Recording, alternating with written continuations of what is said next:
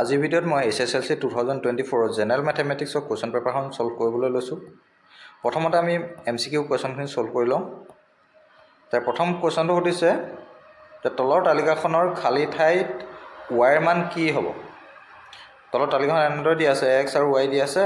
এইফালে x ৰ মানখিনি 1, 2, 4 আৰু 8 দিছে, y দেখিছোঁ যে 32, 16, 8 এনেদৰে আছে। ইয়াত আমি যদি ভালদৰে চাওঁ তেতিয়াহ'লে আমি দেখা পাম এক্সখিনি কি হৈছে ক্ৰমান্বয়ে এইফালে বাঢ়ি গৈছে, ঠিক আছে, আৰু y মানখিনি কি হৈছে এইফালে ক্ৰমান্বয়ে কমি গৈছে। গতিকে x আৰু y কি হয়? ইনভাৰ্চলি প্ৰপৰ্চন, অৰ্থাৎ ব্যস্তানুপাত। x আৰু y কি? ব্যস্তানুপাত। অৰ্থাৎ x ৰ মান বাঢ়িলে y মান কমিব বা x ৰ মান কমি গ'লে y মান বাঢ়ি যাব। গতিকে ইয়াত কি হ'ব? এই ফৰ্মুলা মতে কি হয়, ইয়াত 1 আৰু 32 পূৰণ কৰিলে যিমান হ'ব 2 আৰু 16 পূৰণ কৰিলে একেটাই আহিব। অৰ্থাৎ এইকেইটা যদি আমি পূৰণ কৰোঁ তেতিয়াহ'লে কিমান পাম? 32 পাম। ঠিক একেধৰণে 2 আৰু 16 পূৰণ কৰিলে কিমান পাম? 32। 4 আৰু 8 পূৰণ কৰিলে কি পাম? 32 পাম। গতিকে 8ৰ লগত কি পূৰণ কৰিলে আমি 32 পাম? আমি ইয়াৰ উত্তৰটো জানো যে আনচাৰ কি আহিব? 4 হ'ব। অৰ্থাৎ option C is correct answer. Question number 2 ইয়াত দিছে যে তলৰ কোনটো বৰ্গসংখ্যা নহয়? আমি জানো যে যিকোনো বৰ্গসংখ্যা হ'বলৈ হ'লে বৰ্গসংখ্যাৰ একক স্থানত কি থাকিব পাৰে?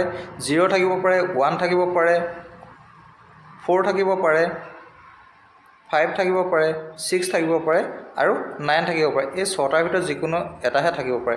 আমি ইয়াত দেখা পাইছোঁ যে ইয়াত কি আছে? 1 আছে, ইয়াত 6 আছে, ইয়াত 9 আছে, ঠিকে আছে। কিন্তু বি অপশ্যনত কি আছে? একক স্থানত কি আছে? 2 আছে। গতিকে অপশ্যন বিটো কি হ'ব? বৰ্গসংখ্যা নহয়। কুৱেশ্যন নম্বৰ 3 যদি m n ৰ ঘনমূল হয় তেন্তে n ৰ মান কি হ'ব? অৰ্থাৎ m n ৰ ঘনমূল কৈছে, অৰ্থাৎ কি আহিব? Cube root of n equal m, ঠিক আছে। গতিকে ইয়াত ইমপ্লাইজ কৰিলে কি পাম? এই যিটো ঘনমূল আছে সেইফালে গ'লে কি হৈ যাব? n ইকুৱেল m কিউব আহিব। গতিকে ইয়াৰ শুদ্ধ উত্তৰ কি হ'ব? m cube. ক'ত আছে option C correct answer. Question number 4 দিয়া আছে 306 আৰু 657ৰ লসাগু কিমান কৈছে? 22338। এতিয়া 102, 306 আৰু 657ৰ লসাগু কিমান হ'ব সেইটো সুধিছে।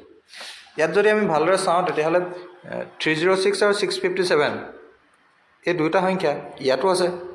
ইয়াত আৰু এটা সংখ্যা বাঢ়ি গ'ল যিটো হৈছে 102। 102ৰ লগত যদি আমি পূৰণ 3 কৰি দিওঁ তেতিয়াহ'লে তাৰ আনচাৰ কি আহিব? 306 আহিব। কৰি চোৱা যাওক। 3 2 গুণ 6, 3 0 গুণ 0, 3 গুণ 3। গতিকে 102 লগত 3 পূৰণ কৰিলে কি পাম? 306। অৰ্থাৎ 102 এটা কি হয় গুণিতক কি হয়? 306। অৰ্থাৎ 306 আৰু 657ৰ যি লসাগু হ'ব লগত এই 102টো লাগি গ'লেও আনচাৰ একেটাই আহিব। অৰ্থাৎ কি আহিব? আনচাৰ 22338 আহিব। অপশ্যন কি? B correct answer. Question number 5 ইয়াত দুটা উক্তি দিয়া আছে। এটা উক্তিত কৈছে যে ধনাত্মক অযুগ্ম সংখ্যা 2k + 1 আৰ্হিৰ বৰ্গ সদায় কি 8ৰ গুণিতকতকৈ 1 বেছি বুলি কৈছে। আৰু 2 নম্বৰ উক্তিটোত কৈছে যে ধনাত্মক অযুগ্ম সংখ্যা 2k + 1 আৰ্হিৰ বৰ্গ সদায় 4 গুণিতকতকৈ 1 বেছি। আমি এক বৰ্গ কৰি চাওঁ 2k + 1ক, তেতিয়া আমি উত্তৰটো পাই যাম। আছিলে কি? 2k + 1, ইয়াক আমি কি কৰিব লাগিব? হোল স্কোৱাৰ কৰিব লাগিব। হোল স্কোৱাৰ কৰিলে কি পাম? a + b whole square formula মতে কি পাই যাম?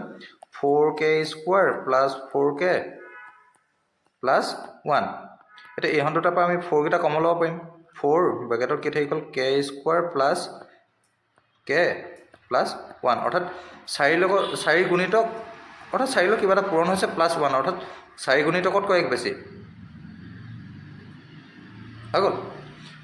আৰু ইয়াত কৈছোঁ যে 8ৰ গুণিতকতকৈ 1 বেছি। উক্তি 1 নম্বৰটোত কি বুলি কৈছিলে? 8ৰ গুণিতকতকৈ 1 বেছি। এতিয়া এই যিটো সংখ্যাটো আছে 4 × k² + k, এইটো 8ৰ এটা গুণিতক হয়। কাৰণ কিয়? 4 গুণিতক 8, 4 গুণিতক কি হয়? 8 হয়। গতিকে এই গোটেইটোৰ 8ৰ গুণিতক হ'ব। সেয়ে এই 4 ঠাইত আমি 8 লিখি দিব পাৰোঁ। অৰ্থাৎ 8 × something কিবা এটা আহিব +1। গতিকে ষ্টেটমেণ্ট যিকেইটা দি আছিলে উক্তি দুটা, এই দুয়োটা উক্তিয়ে কি হ'ব? শুদ্ধ হ'ব। গতিকে ইয়াৰ পিছত যি অপশ্যনকেইটা দি আছে, অপশ্যনত কি দিছে? এ অপশ্যনত দিছে যে 1 আৰু 2 দুয়োটাই সত্য। গতিকে এইটোৱে শুদ্ধ। ষ্টেটমেণ্ট যিকেইটা আছিলে 1 আৰু 2 দুয়োটাই সত্য। Option A is correct answer. Next question number 6 কি চৰ্তত P X Q plus Q X square plus R X plus S equal 0 এটা ত্ৰিঘাত সমীকৰণ হ'ব। আমি জানো ত্ৰিঘাত সমীকৰণ হ'বলৈ হ'লে কি লাগিব, পাৱাৰটো সদায় 3 থাকিব লাগিব, তেতিয়া তাক কি বুলি কোৱা হয়, ত্ৰিঘাত সমীকৰণ। অৰ্থাৎ এই পিৰ মানটো কেতিয়াও 0 হ'ব নোৱাৰে। কি হ'ব নোৱাৰে, P is not equal to 0, P is not equal 0। Option ক'ত আছে,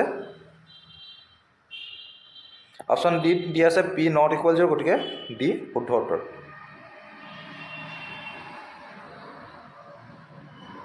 কুৱেশ্যন নম্বৰ 7, যদি এক্স বাস্তৱ সংখ্যা তেন্তে 8x³ - 1 ত্ৰিঘাত বহুপদটোৰ লেখটোৱে অপশ্যনকেইটা দি আছে এক্স অক্ষক ছেদ নকৰে, 2 নম্বৰ দিছে এক্স অক্ষক মাত্ৰ এটা বিন্দুতহে ছেদ কৰে, 3 নম্বৰ দিছে এক্স অক্ষক দুটা বেলেগ বেলেগ বিন্দুত ছেদ কৰে, আৰু 4 নম্বৰ দিছে এক্স অক্ষক তিনিটা বিন্দুত ছেদ কৰে। এতিয়া ইয়াৰ শুদ্ধ উত্তৰ কি হ'ব?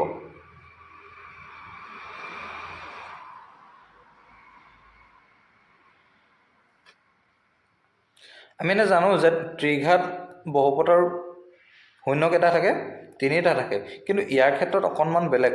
8x³ - 1 এইটো আমি পিছত পাম। ইয়াৰ লেখটো যদি আমি আঁকিবলৈ যাওঁ তেতিয়াহ'লে লেখটো প্ৰায় এনেকুৱা ধৰণৰ হ'ব, ঠিক আছে। অৰ্থাৎ এই এক্স অক্ষডালক কেইটা বিন্দুত ছেদ কৰিছে, এটা বিন্দুত, গতিকে ইয়াৰ শুদ্ধটো কি হ'ব, অপশ্যন বি। কুৱেশ্যন নম্বৰ 8, যদি a1x + 3y + c1 = 0 আৰু 4x + b2y + c2 = 0 সমীকৰণযোৰৰ এটা অদ্বিতীয় সমাধান থাকে, কি বুলি কৈছে, এটা অদ্বিতীয় সমাধান থাকে, তেন্তে কি হ'ব? ইয়াত দিছে a1 b2 এইখিনি মানখিনি দিয়া আছে, ইয়াৰ ভিতৰত কোনটো শুদ্ধ হয় আমি চাব লাগিব। ইয়াত যিহেতু কৈছে যে অদ্বিতীয় সমাধান আছে, গতিকে কি আহিব, a1/a2 is not equal b1/b2, ঠিক আছে। আমি এই কণ্ডিশ্যনটো আমি ফ'ল' কৰিবলৈ এই কণ্ডিশ্যনৰ মতেহে হ'ব। ইয়াত কি কি আছে চাই লওঁ। এইটো a1, এইটো কি হয় b1, b1ৰ মান কিমান, 3 হয়, b1 ইকুৱেল কি হয়, 3 হয়। আৰু নেক্সট ইয়াত কি দি আছে, এইটো b2, আৰু এইফালে এইটো কি হ'ব, a2ৰ মান কিমান হ'ব, 4। আমি এই কথাকেইটা মনত থ'ব লাগিব। b1ৰ মান কিমান, 3, a2ৰ মান কিমান, 4। ইয়াত যি b1 আছে, b1ৰ ঠাইত আমি কি লিখি দিম, এইটো 3 লিখি দিম, আৰু এইফালে কি আছিলে, a2 ইকুৱেল 4, এইটো আমি 4 বহাইলোঁ। এইকেইটাৰ মান আমি নেজানো, ঠিক আছে। এতিয়া এই মানকেইটা যদি ইয়াৰ পৰা বহাই চাওঁ, a1ৰ মান 3, ইয়াত যদি আমি 3 বহাই দিওঁ তেতিয়াহ'লে আমি কি পাম, ইয়াত যদি 3 বহাই দিওঁ আৰু b2 ইকুৱেল 4 বহাই দিওঁ, ইয়াত যদি 4 বহাই দিওঁ তেতিয়াহ'লে এই দুটা কি হৈ যাব, 3/4 ইকুৱেল হৈ যাব, গতিকে অপশ্যন এ নহয়। বি অপশ্যনত কি আছে, 12 আৰু এইফালে 1 আছে, আমি এইকেইটা বহাই চাওঁ। a1 12, ইয়াত যদি আমি 12 বহাই দিওঁ, এইটো 12, আৰু এইফালে কি বহাবলৈ কৈছে, 1 বহাবলৈ কৈছে। ইয়াত যদি আমি কটাকটি কৰি দিওঁ, 4 × 3 = 12, ঠিক আছে, আৰু এইটো 3 হৈ গ'ল, এইফালে 3 হৈ গ'ল, গতিকে এইকেইটা ইকুৱেল হৈ গ'ল, তেতিয়াহ'লে এইটো অপশ্যনো নহ'ব।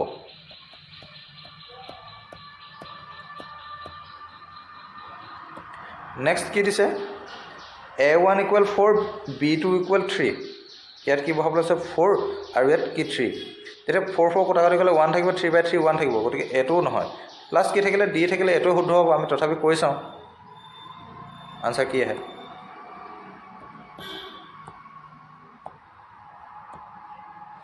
কি আছে, a1 = 5, ইয়াত যদি আমি 5 বহাই দিওঁ, এইফালে যদি 1 বহাই দিওঁ, তেতিয়াহ'লে এইটো কটাকটি নাযায়, এইকেইটা নট ইকুৱেল হৈ যায়, ঠিকে আছে, গতিকে অপশ্যন কি আহিব, D is correct answer.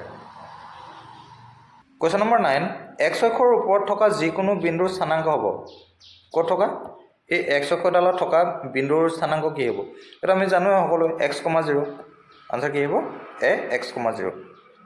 Next question number 10, দ্বিঘাত বহুপদ px = 4x² - 1 শূন্যকেইটাৰ যোগফল হ'ব। এইটো কি হয়, এটা দ্বিঘাত বহুপদ হয়, দ্বিঘাত বহুপদৰ শূন্যকেইটাৰ সমষ্টি কি হয়, আমি জানো -b/a, অৰ্থাৎ -b মানে কি হয়, এক্সৰ সহগ। ইয়াত এক্সৰ সহগ আছে নেকি, এক্সৰ সহগ নাই, অৰ্থাৎ তাৰ মান কি হৈ যাব, 0 আহিব, আৰু এ কি হয়, ইয়াত 4 হয়, 0/4 মিনছ কি, 0, গতিকে আনচাৰ কি আহিব, বি, আনচাৰ 0।